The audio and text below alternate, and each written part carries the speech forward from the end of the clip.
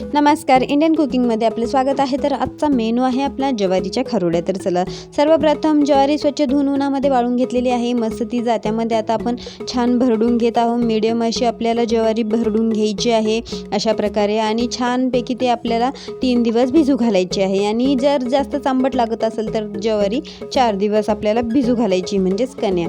आणि मस्त भिजू घातल्याच्या नंतर 3 दिवस झाले की आपल्याला मसाला करायचा आहे। लसण, जिरं आणि लाल मिरची पावडर मिक्सरमधून काढून घेतलेलं आहे। मस्त पातेल्यात पाणी ठेवलेलं आहे, आणि एक पातेलं जर कधी कण्या असल्या तर 2 पातेले आपल्याला पाणी घ्यायचं आहे। आणि मस्त मिक्सरमधून मसाला तो आपण टाकून घेतलेला आहे, आणि मस्त चवीप्रमाणे मीठ टाकायचं आहे, आणि तीळ टाकून घ्यायचे आहे। तीळ टाकल्याच्या नंतर खारोडी खूपच चविष्ट लागते, आणि त्याच्यावरती झाकण ठेवायचं आहे। आणि हे बघा, आपल्या कण्याही छानपैकी भिजलेल्या आहेत, आणि पाणी छान उकळलेलं आहे ना। आता आपण त्या कण्या पूर्ण याच्यामध्ये टाकून घेणार आहोत। पाण्यामध्ये पूर्ण कण्या टाकून घेतल्याच्या नंतर छान ते आपल्याला न गाठी होता हटवून घ्यायचं आहे, आणि छान मस्त न गाठोळे होता न गिठोळे होता छान आपण त्या हटवून घेणार आहोत। आणि जोपर्यंत कण्या आपल्या शिजत नाही तोपर्यंत आपल्याला ते हटायचंच आहे। आणि जशा जशा कण्या शिजत चालतात तसं तसं त्या घट्ट होत चालतात।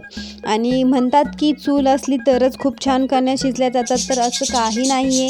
आपण छानपैकी गॅसवरही कण्या मस्त शिजवू शकतो। फक्त एवढा फरक आहे की पाणी खूप छान उकळून घ्यायचं आहे, आणि मस्त कण्या ज्यावेळेस आपण टाकतो त्याप्रमाणे आपण न गाठोळ्या होता छानपैकी त्याला हटूनच घ्यायचं आहे। आणि जोपर्यंत शिजत नाही तोपर्यंत हटवायचं आहे। आपल्या कण्या छानपैकी आता शिजलेल्या आहेत।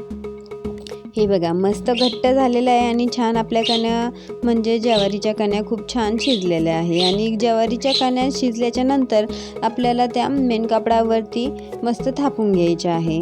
आणि बघा, तुम्ही नक्की करून बघा, जर केलंच नाही तर येईल कसं, आणि दुसऱ्यांच्या भरोश्यावर राहिलं तर आपल्याला खायला भेटेल कसं।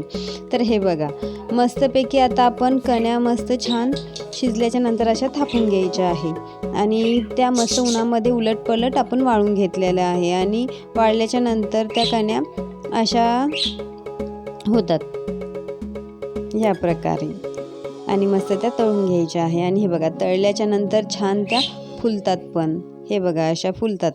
तर कच्च्या खारोड्या कच्च्या शेंगदाण्यांसोबत पण खूप छान लागतात।